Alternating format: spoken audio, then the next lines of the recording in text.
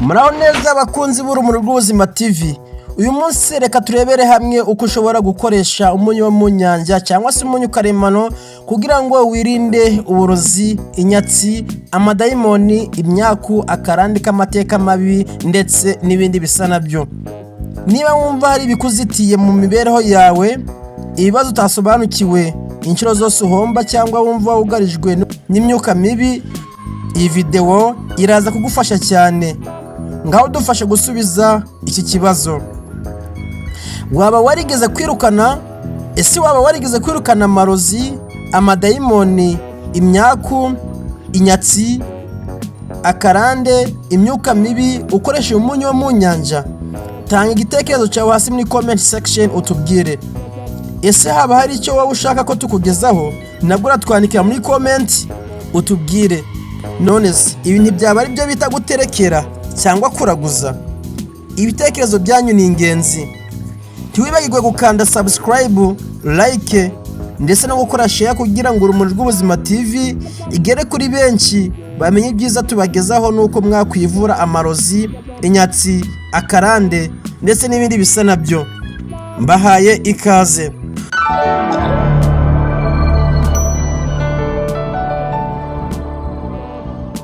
Uko abantu bemera ko umunyu wo mu nyanja wirukana inyatsi, akarande, amarozi, imyuka mibi n'amadayimoni, ngibi bikaba bishingira ku myizerere ya gakondo.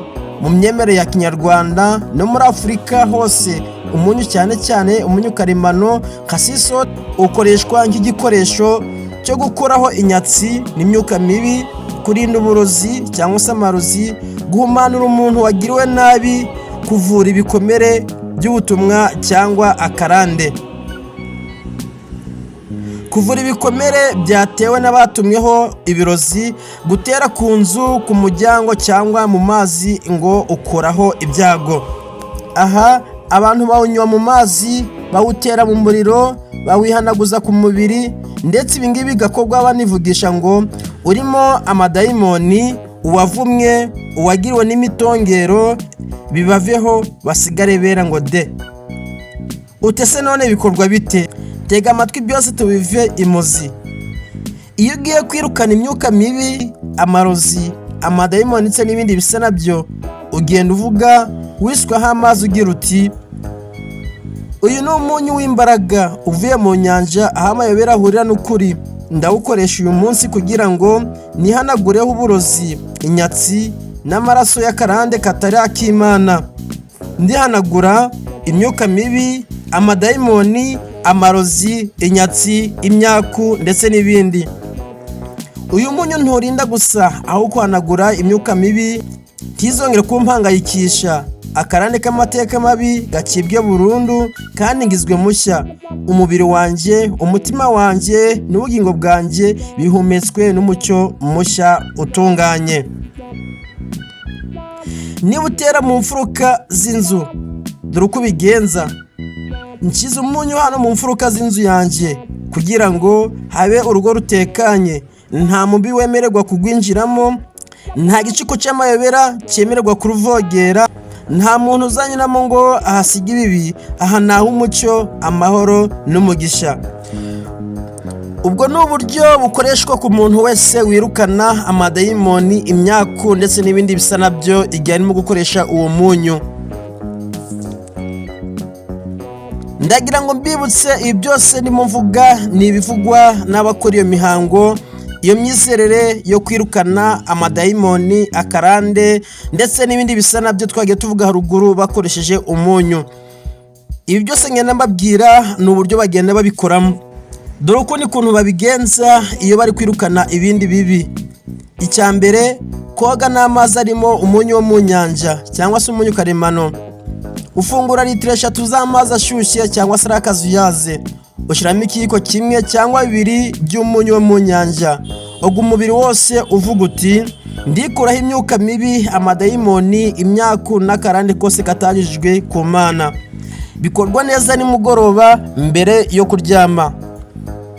Uburyo bwa kabiri, gukaraba intoki cyangwa ibirenge. By'umwihariko niwe wagiye ahantu hamayobera, ishyamba, ahantu hari ibibazo byinshi karaba ibirenge ukoresheje amazi arimo umunyu wo mu nyanja, uvuga amagambo y'isengesho cyangwa ugasenga mu mutima. 3. Gutera mu nzu cyangwa ku rugi. Ufata umunyu wo mu nyanja muke ugaterera ku mfuruka enye z'inzu. Ushobora gushira uruvange ruto rw'umunyu munsi y'igitanda cyangwa ku muryango. Bikorwa mu ibanga igihe cy'ijoro cyangwa saa sita z'ijoro, cyane cyane ku bantu babyemera. 4. Kunyanyagiza hanze y'urugo. Ufata umunyu ugasuka ku irembo cyangwa ku nzira zinjira mu rugo. Ibi ngo bikaba bigamije gufunga inzira z'abakugana bakuzaniye imyuka mibi cyangwa se imbaraga mbi. Uburyo bwa 5, kunywa gake cyane. Kunywa gake cyane. Ahangaha ngusabwa kwitonda. Mu myemerere imwe bafata amazi arimo akayiko gato k'umunyu wo mu nyanja bakakanywa nk'ifunguro ryo guhanagura uburozi. Ibi bisaba inararibonye n'inama y'umuntu wabizobereye kuko bishobora kugira ingaruka ku buzima. Gusa genda cyari mu mayobera.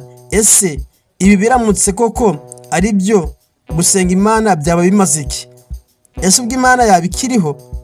Ese ubwo buriya umuntu wese wikira akavuga ngo Mana yasoza akaza kwizera ibingibi kandi akabikora, ubwo nguwo ijambo Mana bari muvuye ku mutima cyangwa? Gusa nanjye mbona ari ibinyoma, ubuyobe bikomeye cyane. Kurarikira kudukurikirana mu gice cya 2, aho tuzashira ukuri ahagaragara tuvuga uko sisoti ikoreshwa mu kunganira impyiko, diabete, uruhu ndetse n'izindi ndwara, kandi tuzarebera hamwe icyo ijambo ry'Imana ribivugaho ndetse n'uburyo bwa siyansi. Mwakoze kubana natwe, ndabashimiye.